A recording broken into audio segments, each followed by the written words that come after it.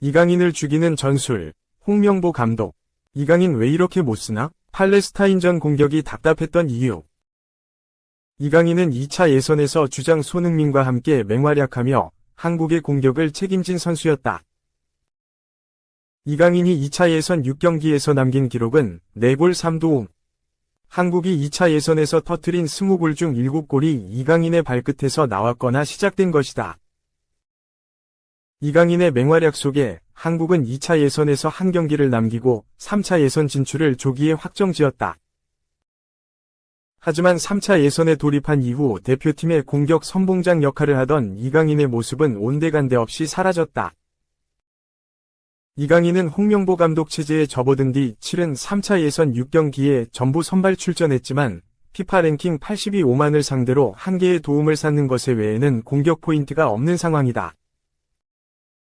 이강인 개인의 경기력이 떨어졌다고 하기는 힘들다.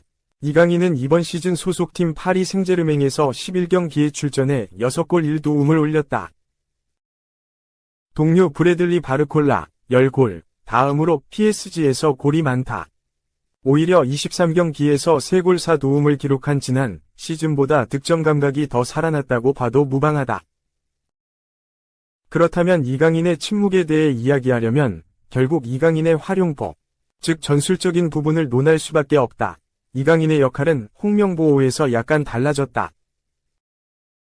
위르겐 클린스만 감독 시절이나 홍명보 감독 이전 2번이 임시감독 체제에서는 보다 자유롭게 플레이하면서 창의성을 마음껏 발휘했지만 최근 대표팀에서의 이강인은 상대의 집중 견제 속에 이전보다 고립되는 경우가 많다.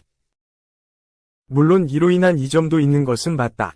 상대 선수들이 이강인을 집중 마크하고 협력 수비로 압박하면 자연스럽게 다른 선수들이나 반대편 공간에 여유가 생긴다. 이강인이 상대 수비수들을 측면으로 유인하면 중원에 있는 황인범이 경기를 쉽게 풀어나갈 수 있고 이강인과 같은 측면에 서는 설령우가 적극적으로 공격에 가담할 수 있는 환경이 조성된다. 홍명보 감독은 이강인에게 공간을 만들어주는 것보다 상대 압박을 유도하는, 즉 이강인을 희생시키는 쪽을 선택하고 있다.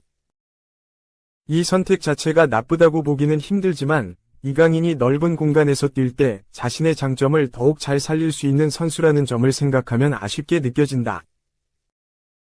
현재 대표팀 공격에서 이강인이 차지하는 부분이 크다는 건 부정할 수 없는 사실이다.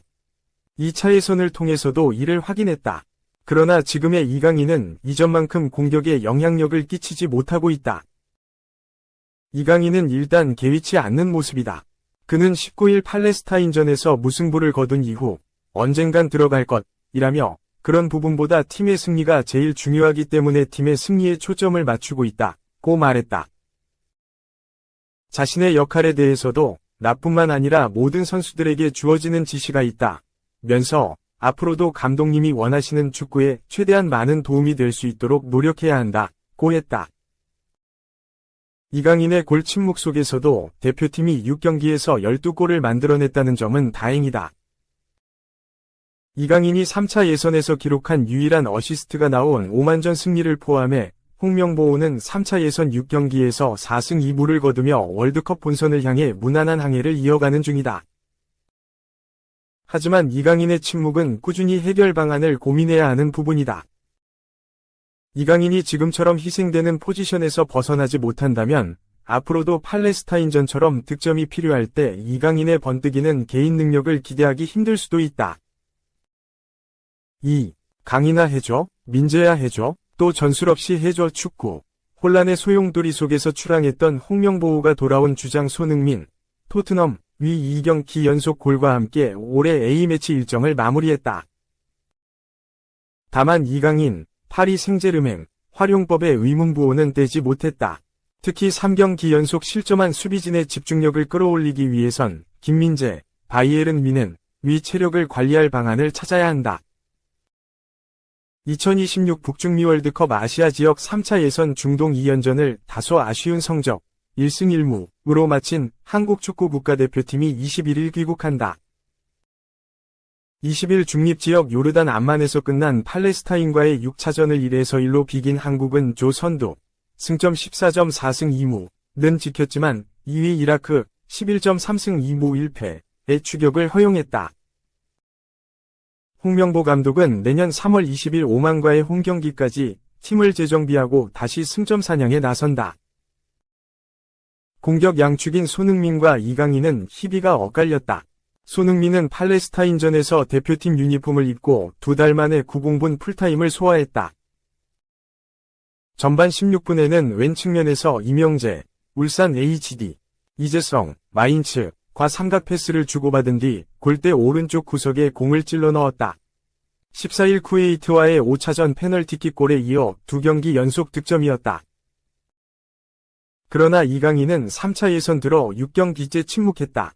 7분 동안 92%의 패스 성공률을 기록했는데 동료들과의 부분 전술이 이뤄지지 않아 크로스에 의존했다.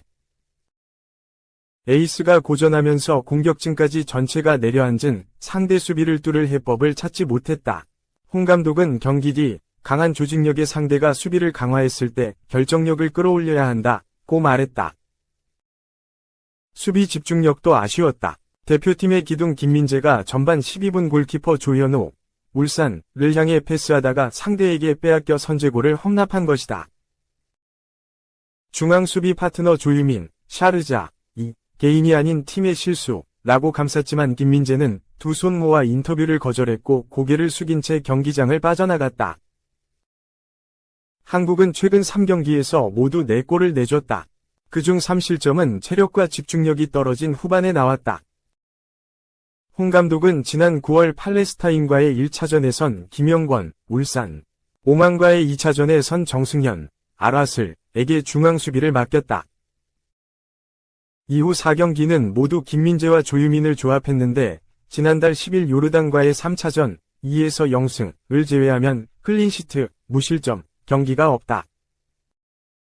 한준희 쿠팡플레이 해설위원은 이날 서울신문과의 통화에서 중앙 수비 조합을 자주 바꾸긴 어렵지만 체력 상태에 따른 대안이 마련되어야 한다. 김민재는 소속팀에서 강도 높은 일정을 소화하기 때문에 여유가 있을 때 쉬게 해줄 필요가 있다며 이강인의 영향력을 높이기 위해선 설영우, 지베즈다, 황인범, 페이노르트과의 연계를 늘려야 한다. 중앙으로 포지션을 옮기는 것도 방법이라고 분석했다. 3. 홍명보 감독, 김민재에겐 미안, 중동 원정 1승 1무 축구대표팀 귀국. 11월 중동 원정 2연전을 1승 1무로 마치면서 올해 A매치 일정을 모두 마친 대한민국 축구대표팀이 귀국했다. 홍명보 감독이 지휘하는 축구대표팀은 21일 오후 인천국제공항을 통해 열흘 만에 한국으로 돌아왔다. 당초 대표팀은 지난 19일 요르단 암만 국제경기장에서 열린 2026 북중미 월드컵 아시아 3차 예선 B조 6차전 팔레스타인과의 중립지역 원정을 마치고 곧장 귀국길에 올라 20일 귀국할 예정이었다. 그러나 연결편 스케줄 등이 바뀌면서 팔레스타인전 뒤 암만에서 숙박을 하루 더 하고 귀국하면서 21일 도착하게 됐다. 홍명보는 이번 2연전에서 결과적으론 무패를 기록하며 3차 예선 B조 1위를 지켰으나 내용에선 여러 문제점을 노출했다. 태극전사들은 지난 11일 새벽에 출국, 14일 쿠웨이트와의 B조 5차전 원정 경기에서 3에서 1로 이겼다. 이어 19일엔 팔레스타인과 1에서 1로 비겼다. 아시아 3차 예선 B조에서 국제축구연맹, 피파, 랭킹이 100위권 국가 두 팀과 붙었는데 모두 실점했고 팔레스타인은 지난 9월 서울 월드컵 경기장 홈경기 0에서 0 무승부에 이어 또 비겼다. 한국 축구의 목표가 월드컵 본선 진출이 아닌 최소 16강, 더 나아가 원정대회 첫 8강인 만큼 수비라인 불안은 대표팀이 해결해야 할 과제로 꼽힌다. 특히 팔레스타인전에선 핵심 수비수로 독일 바이에른 뮌헨에서 뛰는 김민재가 치명적 실수를 저질러 실점하는 일도 일어났다. 다만 2경기 승점 4를 보태면서 홍명보는 월드컵 3차 예선 B조에서 4승 2무로 승점 14를 쌓아 선두를 지켰다. 팔레스타인전을 마치고 국외파 선수들은 차례로 소속팀으로 복귀했다. 설영우, 지베즈다를 시작으로 손흥민, 토트넘, 김민재, 뮌헨, 오세훈, 마치다 젤비아, 중동 무대에서 뛰는 조유민, 샤르자, 정승현, 알아슬, 권경원, 코르파칸, 박용우, 아라인 등이 먼저 소속팀으로 돌아갔다. 이들을 제외한 K리그 소속 선수 9명과 홍 감독 등 코칭 스태프가 한국행 비행기를 타고 이날 돌아왔다. 홍 감독은 공항 입국장에서 취재진과 만나 힘든 여정이었는데 선수들이 잘 이겨냈다 며 부임 후 월드컵 예선 통과에 초점을 맞췄다. 그 외 다른 생각은 하지 않았다 고 돌아봤다. 태극전사들은 이제 내년 3월 재개되는 월드컵 3차 예선 B조 7, 8차전에 맞춰 4개월 뒤 재소집된다.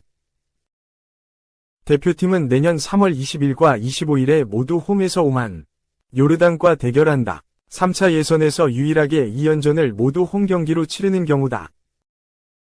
이어 현지 시간으로 6월 5일에는 이라크 바스라에서 이라크 대표팀과 원정 경기를 치른 뒤 6월 10일 홈에서 쿠웨이트와 대결하는 것으로 월드컵 3차 예선 일정을 모두 끝낸다. 한국은 그간 이라크와 원정을 카타르 도하 등에서 중립 경기로 했으나 이번엔 이라크에 직접 들어가 경기한다. 쿠웨이트와 마지막 경기를 하는데 지금 같은 추세라면 본선행을 조기 확정 지은 뒤 경기할 가능성이 적지 않다. 홍 감독은 선수 구성이 굉장히 중요하다 며 내년 3월 A매치 2연전에 나설 대표팀 명단을 꾸리는데 집중하겠다고 밝혔다. 그는 내년 3월이면 K리그가 시작한 직후라 선수들의 경기력을 유심히 관찰해야 한다 며 유럽에 있는 선수들은 체력적으로 어려운 시기라서 또 면밀히 봐야 한다고 강조했다. K리그 선수들은 시즌 초반이라 체력과 경기 감각에 동시에 문제가 있을 수 있다는 뜻이다.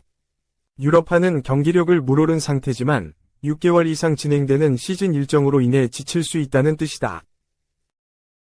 한편 홍 감독은 팔레스타인전 김민재의 실수에 대한 질의엔 김민재에게 내가 너무 경기를 출전시켜서 좀 미안하다고 이야기했다 며 충분히 나올 수 있는 실수라고 생각한다고 말했다. 김민재는 앞서 14일 쿠웨이트전 도중 힘들어 란 말을 내뱉어 화제가 됐다. 홍 감독은 이어 김민재는 굉장히 어려운 상황에서도 팀을 위해 많이 노력하고 있다. 수비수 입장에서 할 수 있는 실수지만 빨리 털고 이제 팀에 돌아가서 경기해야 한다 며 팀을 위해 보여준 긍정적인 부분이 실수보다 더 크다고 본다고 격려했다.